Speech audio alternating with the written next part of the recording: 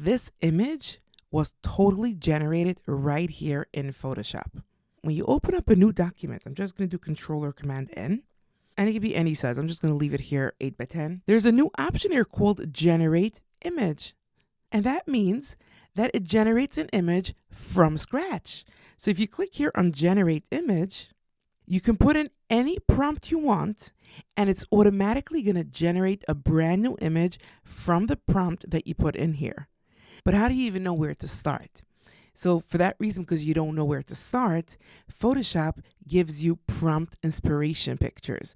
So you can go here through the pictures, and it's going to be random pictures. It's not always going to be the same. You probably don't have the same as I do, but you can go here and see the pictures that they offer. So let's say the first one, this rubber duck one, right? So if you click on it, you'll see the prompt for the rubber duck in a bubble bath, right? And it's a photo. And then it has effects. There's effects also that you can add.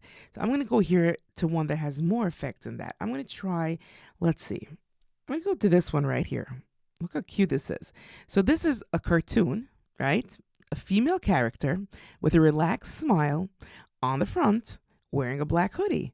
See, so you can see here exactly prompt that they would put to get a result like this. Now, if you press generate, it's not necessarily going to look like this, but it's going to regenerate it using this prompt. And if you want, you can do here, instead of dark green eyes, do blue eyes. Or holding a turtle. No, she can hold a bunny, or she doesn't have to hold anything. So you can change this up. You can customize it and then press OK. And then you get your image. So I know you're going to play around with this. This is endless. So we're not going to go through all the options. There's effects that you can add. It could look like a cartoon. It could look like a painting. It could look like a 3D picture. There's so many different options there. I'm going to go and close this one. Now let's go back to that girl. Here's the girl again. And if you look here under properties, you'll see exactly what the prompt was. So the prompt that I put in was cartoon girl, Caucasian, toddler, wearing a red hoodie, denim ruffle skirts, walking under trees, long brown wavy hair, wearing black headphones. And by the way, this is not black. It's there's white here. It's not just black, but it has some black. So okay. So that's the prompt that I put in. If you want to change a prompt, just go here. Instead of wearing black headphones, maybe she should be wearing red glasses. Okay, and I'm going to regenerate it. Look how cute this is, but watch what happens when you regenerate something. It regenerates the image. So it gave me a totally different image. I got a few, this is so cute. I got a few variations. See, it gives you different variations every time.